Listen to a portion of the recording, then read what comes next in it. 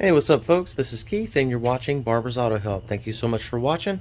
Today I've got my '07 Ford Edge with a 3.5 liter in it, and I'm going to show you how to replace the evap purge valve or evaporative emissions purge valve. Now when I say evaporative emissions purge valve, it's also known as a vapor management valve or even a vapor canister purge valve.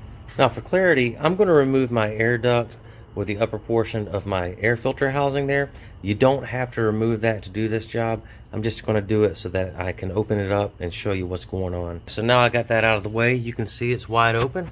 That is your evap purge valve right there, and it's super easy to change. Now before we take this off, I do want you to know that some of your evap purge valves may come with this bracket right here, which bolts right to the firewall. You've got two nuts right there that you just remove, and the whole thing comes off. Of course, that's one way to replace it, but I never like to take the bracket off. I just take the valve off the bracket and actually replace just the valve. So I'm going to show you how to do that. But of course, the other way, it just requires you to unbolt the bracket from the firewall there. So pretty simple either way you do it. First thing I'm going to do is disconnect the electrical connector. I'm going to push in on the locking tang right there. While I got it pushed in, I'm going to pull away from the valve on that connector. Next, we're going to go ahead and disconnect these hoses here, or these lines here, and it's very easily done by taking and squeezing in the two tangs right here. And while I'm squeezing in on them, I'm pushing them down like that.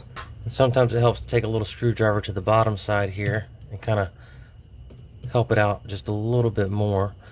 Now once you get it out like that, and it doesn't come out all the way, by the way, it just comes out just a little bit, the line comes right off. And this one is exactly the same way. I'm going to push in like that on those two pieces of the white tang there, and while I'm pushing in on it, I'm going to push up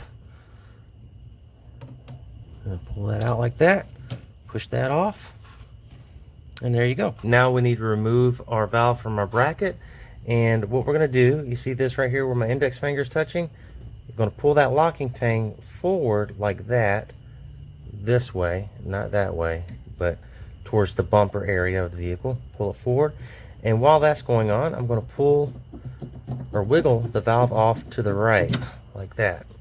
You see that's the little slide that slides up on that bracket right there, and it's off. Now the installation, of course, is the reverse procedure.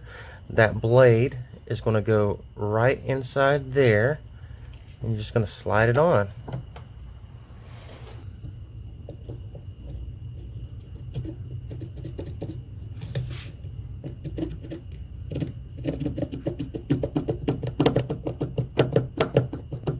And push it in until it stops and that locking tang sets back in.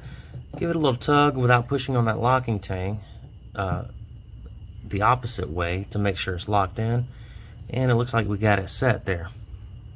Now we're going to go ahead and reconnect our hoses, and you see here that these nipples have a different diameter, so you can't really put the wrong hose or line on the wrong nipple. Well, I suppose you could put the bigger one on the smaller one, but it'd be flopping around. So once you got that in all the way, you see your rib right there. Once you pass the rib, you're going to push your locking tang back in, just like that, and that holds it onto that rib there. Give it a little tug, make sure it's on. Same thing with this one here. Go ahead and put it back on, slide it up all the way, push the locking tang in, give it a tug, make sure it's on, and your electrical connector. Make sure it clicks, give it a tug, make sure it's on. And guys, that's it. That's pretty much it. Of course, you got to put your air duct back on if you took it off, and it does help to take it off. So I hope this helped you. Please give the video a like, and please subscribe. If you have any questions, please comment down below. I'll be happy to get back to you as soon as I can. Please read the description of this video down below the video before you attempt this or apply any of this knowledge. There's more very important information down there that you need to know before you attempt this, and I may need to clarify some things down in the description there. Now, if you're watching this video on a platform other than youtube.com, you may have to go to youtube.com/Barber's Auto Help, find this video there, and the description will be just beneath the video. So please look at that, please read that, and I'll have a disclaimer at the end of that too. So thanks again. Have a good one.